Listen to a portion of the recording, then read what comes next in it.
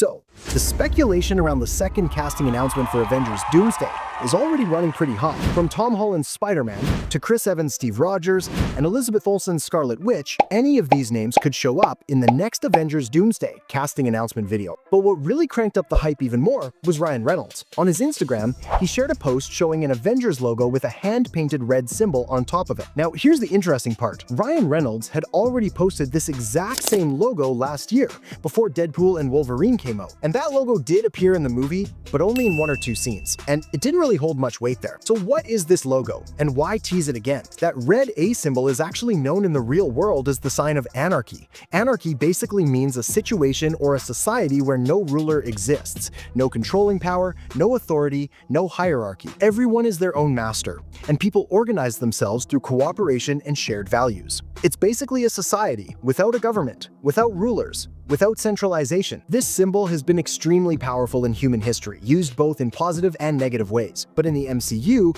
especially in the context of Ryan Reynolds' Deadpool, it tells us a lot about what Deadpool's role could be in Avengers Doomsday and Avengers Secret Wars. If Deadpool really believes in this concept of anarchy, then his goal inside the MCU might be to destroy any kind of centralization of power. And if there's one place where centralization exists right now in the multiverse, it's in the TVA. Remember, the TVA was created by He Who Remains.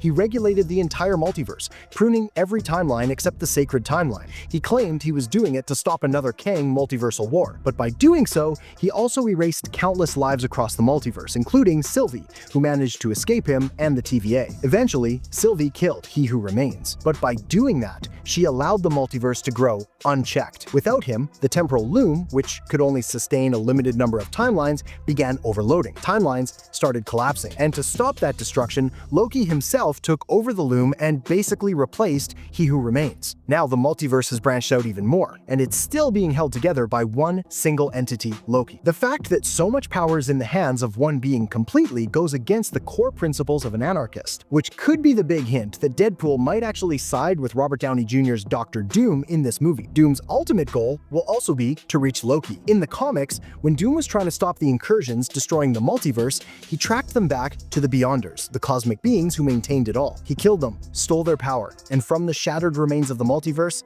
he created Battleworld. There, he ruled as God Emperor Doom. Nobody knew about Doom's plan, and once Battleworld was formed, he wiped everyone's memories, so no one even remembered life before the multiverse was destroyed. Doom believed he was the only one capable of maintaining the multiverse. But in order to reach the Beyonders, he needed Doctor Strange and Molecule Man. Similarly, in Avengers Doomsday, Doom might also need a team to reach Loki, and Deadpool could be part of that team, at least in the beginning. Not just Deadpool, an entire team of heroes might side with Doom.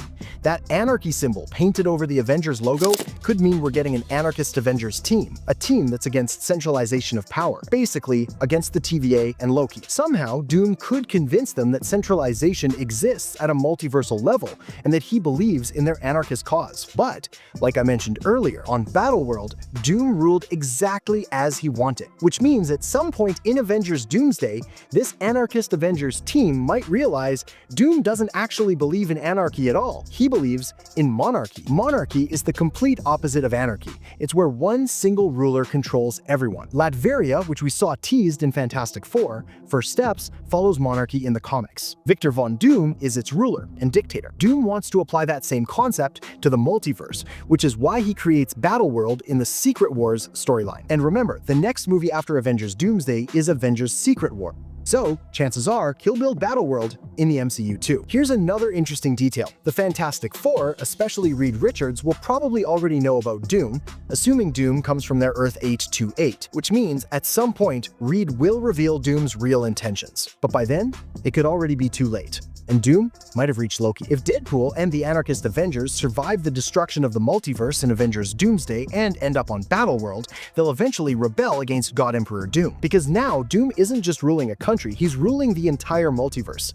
And resistance will naturally rise, especially from those who believe in anarchy. In the comics, multiple groups stood against God, Emperor Doom in Battleworld, Thanos, and the Cabal. Even members of the Thor Corps, who initially served Doom, eventually turned against him. Now, whether or not this plays plays out exactly the same in the movies, one thing is clear: there will be a revolt against God Emperor Doom, and this anarchist Avengers team will definitely be part of it. Also, remember, in Deadpool and Wolverine, we saw that TVA screen showing Thor and Deadpool together, with Deadpool almost dying. Mr. Paradox said it was a future event that could finally pay off in Avengers Doomsday or Avengers Secret Wars, where Thor actually joins this anarchist Avengers team. So that's my theory on the anarchist Avengers logo and Deadpool's role in Avengers Doomsday and Avengers Secret Wars. What do you think this logo really means? Let me know down in the comments. If you enjoyed the video, make sure to drop a like. And if you're new to the channel, don't forget to hit that subscribe button. We regularly post videos just like this one. Thanks so much for watching, guys. I'll see you in the next video.